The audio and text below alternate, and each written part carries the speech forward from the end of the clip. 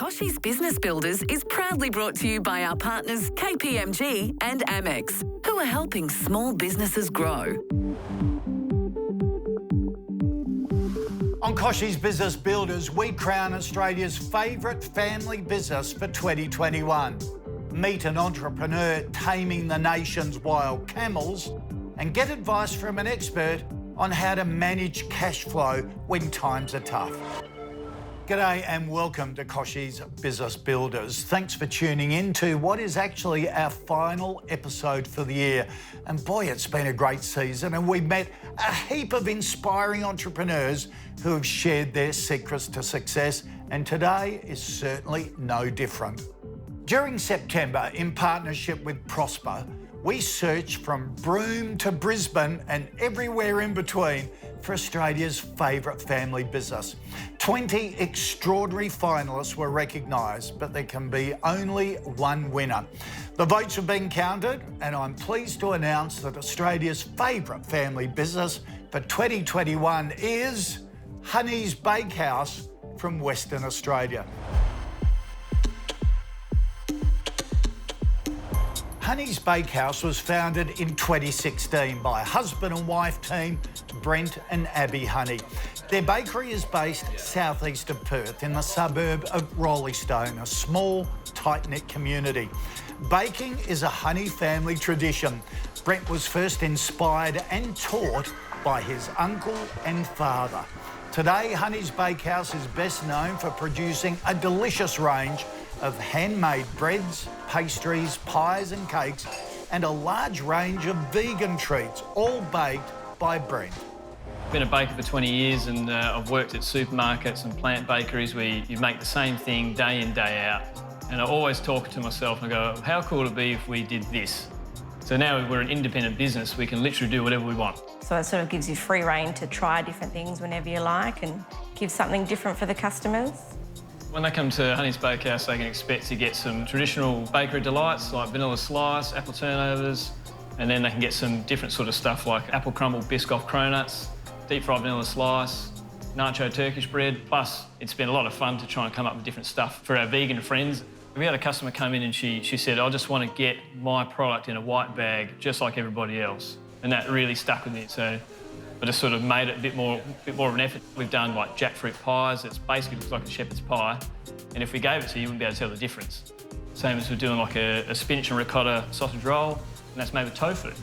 So that sort of stuff's been lots of fun.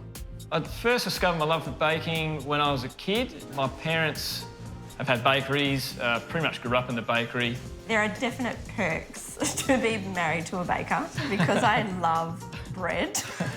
We hand mould every loaf of bread is made by hand. There's no machines. And even the crazy breads that Brent does, or the crazy cakes and the crazy ideas, it's all still by hand. It is a novelty in itself to physically see in our shop from our customers. The local community love that they can see what Brent's doing and they can have a chat to him while he's making something. It gives us an opportunity to chat with the customers, get some more ideas and provide them with what they want instead of me just guessing. It's pretty beneficial to be small and make it all by hand. But we also want our kids to know that baking it's an old tradition, it's by hand, it's a dying trade, and this is how it was, and this is how your dad learnt, this is how your granddad learnt. The board's just taken off. That's just a mind of its own now. Like people send through their jokes or... Yeah, it's definitely taken off. I just thought, well, what, just be a little bit different. Everyone does specials every day. Why not just try and make someone laugh and hopefully it makes their day a little bit better? People come out the front of the shop, whether they come in or not, and they just come out so they can take a photo of the board and then they leave. Every small business needs that support of some kind of community. It is what drives your business. They are what keeps you in business. As well as supporting the bakery, they've supported some charities that we've chosen to support. My mum passed away from cancer, so every year we do like a daffodil day, where every bit of money from that day goes to the Cancer Council.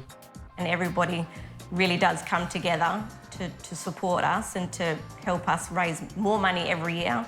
It's not just our family business, it's Roleystone's family business, and we're very, very lucky to be in Roleystone. Well, thank you to everyone who entered this year's Australia's favourite family business competition. We'd also like to thank our partner Prosper, who helped make all of this possible. We have Bo Bertoli, the co-founder of Prosper, here with us today. Bo, I know you're passionate about helping small business, so great to have you aboard on this competition. So what attracted you to the competition? It really comes from us having been small business owners many times over, and we've built Prosper up now to support over 30,000 Australian small businesses. So tell us about how you help everyday business. So many business owners are unable to take advantage of opportunities or to grow their business because they don't have access to working capital.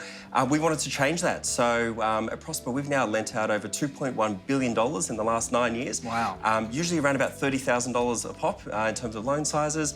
And we've supported almost every industry and state right across the Australian market. And this is where small business comes to its own in adversity. Honey Bakehouse in WA, our winner, is a classic example of that, a great business. It really is, and it's the real case in point. It's a great example of your typical Australian family business. There are 2.4 million honey bakehouses across Australia. We really are a small business economy. Obviously, the campaign we've run here is just fantastic. It's great to see examples like Honey Bakehouse and the other entrants as well. The finalists were real standouts. So a big congratulations, obviously, to Honey Bakehouse. But it really does show, the strength and the positivity that people bring to when they start their business and when often they pass it on through their generations as well. And thank you for supporting them. Good to see you, pleasure. Mate. Good to see you too, David.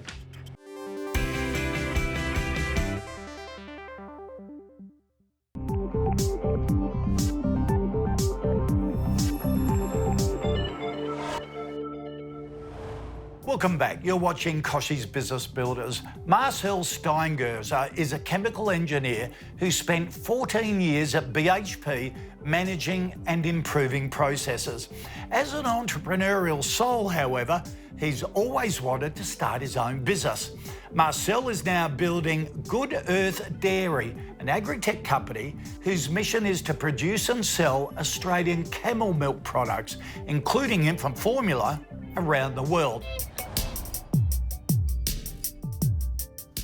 Good Earth Dairy is all about our innovation. We've developed some unique agri-tech over the last 5 years, spending over $5 million with the key intention of commoditizing camel milk to provide not only camel milk dairy products, but also camel milk powder for specifically infant formula, but also for other products.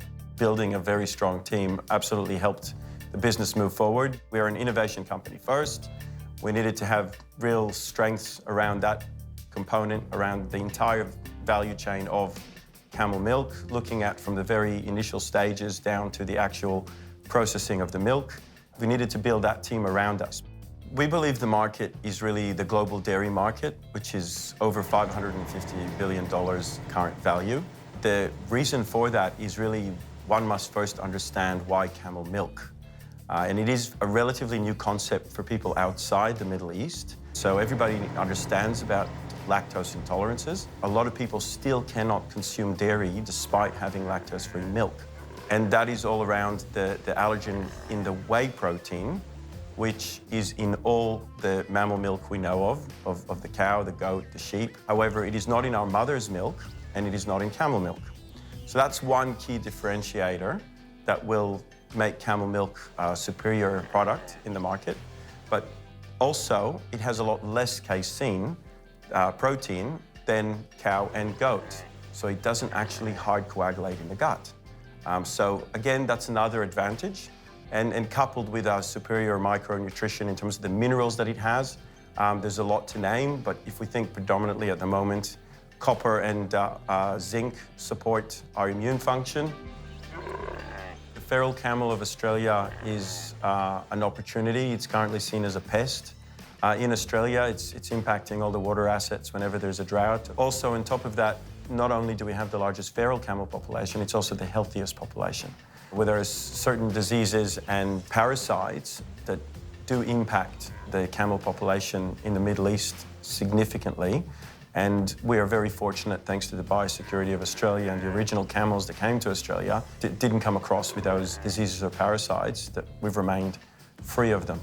From a very young age, I started doing different entrepreneurial things. It's always been a passion of mine to really go and start a new company. I think every business owner out there knows how exciting it is and how much more adventurous life can be with all the ups and downs that you get, and yes, there are lots of ups and downs, in terms of running your own business.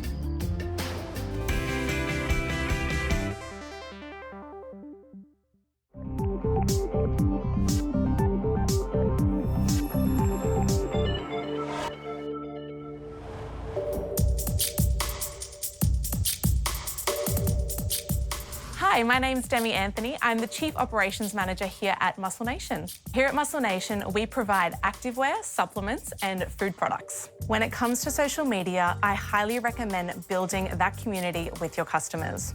We have found all social media platforms an amazing way to receive feedback from our customers and community. But in particular, our Facebook community, which has over 25,000 members, has been the most incredible way for us to reach out to customers, engage with customers, and find different ways to improve our products, because our community are always providing us with new ways to improve our products. We've even used social media, in particular YouTube and Instagram, to take our customers along the journey with us. We are able to show them behind the scenes, new developments of products, new clothing ideas, things that don't quite work out, but absolutely everything. And we have seen amazing feedback and heard amazing feedback from our customers about how much they appreciate and value feeling like they are a part of this journey with us. Our online community is so strong that today over 65% of our staff were previously customers.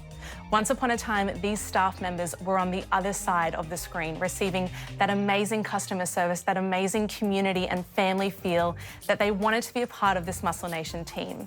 So it's amazing to be able to provide these staff members with the job here, knowing that they know what Muscle Nation is all about. They know the customer service and the level of respect that we have for our community, and to be able to provide that to more community members.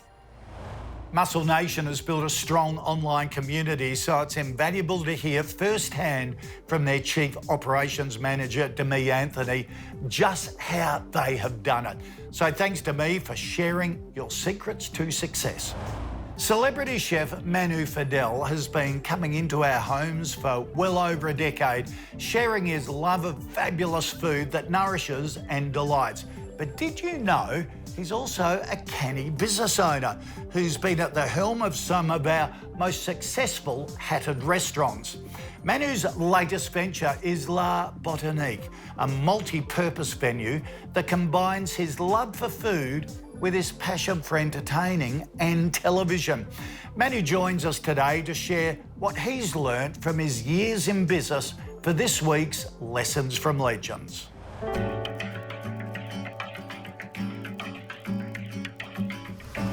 The best business advice I've ever received: always have an exit plan if the business doesn't go well, but also surround yourself by a good team of people. You're not a one-man band. You don't know everything very well, and if you employ different people that are better than you at other things that you know, it's always the best thing to do. Building the kitchen, for example, buy the equipment that you need straight away, because if you think that you're going to be able to deal with it now and make a bit of money and then spend a little bit more money later on, it's always going to cost so much more. And that's an argument I had with my wife many times. It is a lot of money, but if you spend the money at the beginning, I promise you it will pay itself back. Do your due diligence, do your business plan, and just follow your passion and don't give up. The first few years is always hard, and then you go over the hump and it starts working again. So just go ahead. Thanks, Manu, for some great tips that I reckon all business owners can put to use.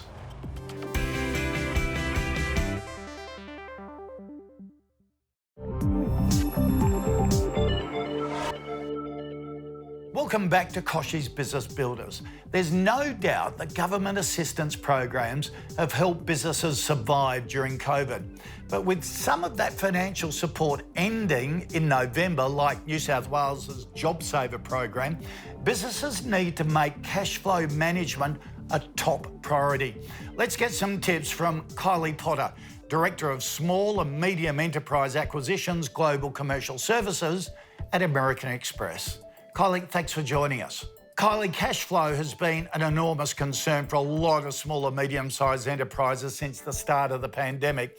What's the best way for small businesses to prepare for less stable periods of cash flow? Cash flow is a constant factor that businesses really need to juggle. There's a couple of things that can help. One is planning, using a cash flow forecaster to help anticipate the movement of cash in and out.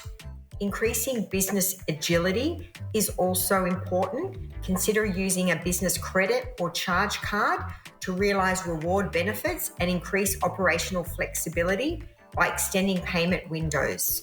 Some American Express business cards provide up to 55 days interest-free, giving you the breathing space between accessing capital and when you have to pay for it. Over recent months, though, what trends have you noticed in how businesses are managing their cash flow issues? We've seen a few trends amongst our business customers. To name a few, one is the streamlining of business operations. Businesses are investing in digital tools and automation that ensure remote productivity and reduce admin labour. Our latest Global Spend Indicator survey research shows that 54% of respondents have mostly or fully automated the process of receiving payments from business customers, whilst a staggering further 41% plan to automate or automate further. Another trend is the simplification of supply chains and also diversification of product and services lines. Businesses are doing things differently. They're diversifying into other fields and they're not too reliant on one revenue stream. Final trend is outsourcing.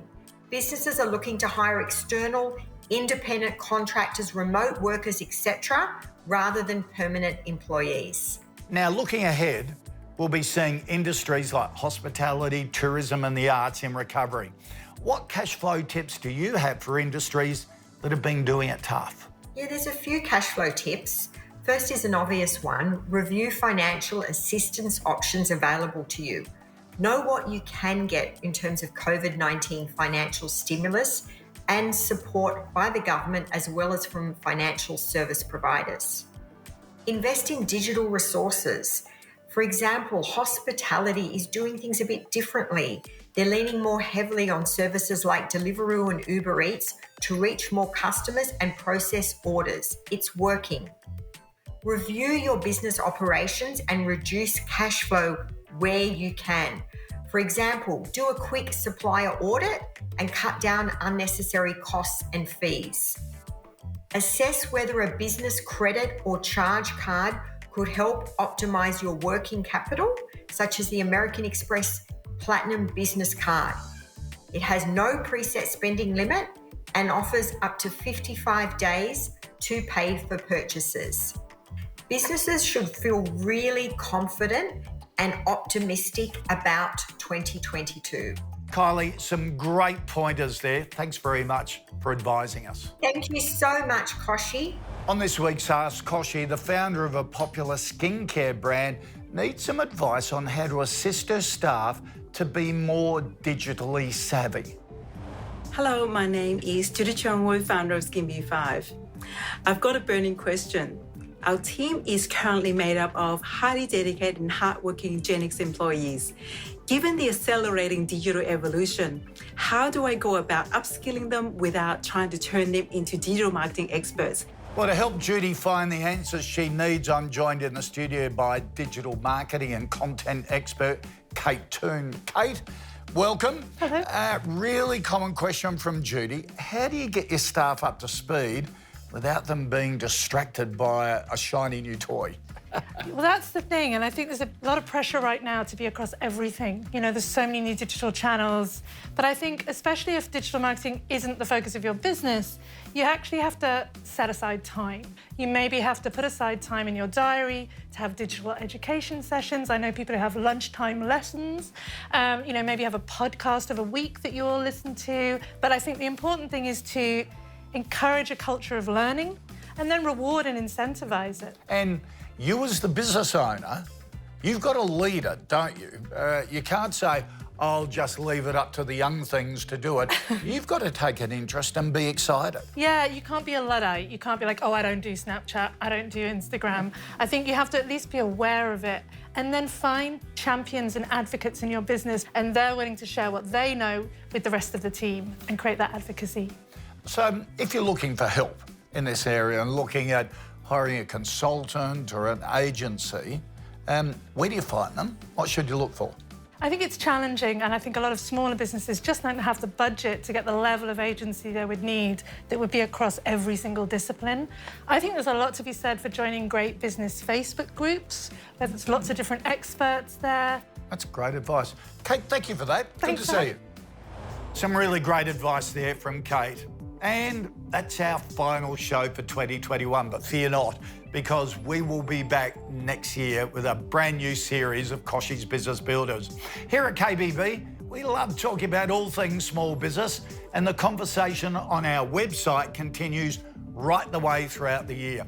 So log on to kochiesbusinessbuilders.com.au and sign up for our weekly newsletter. I know it's no secret that small business owners work tirelessly to build their vision, but I hope you can take some time off over the summer to rest, reconnect and recuperate. Bye for now.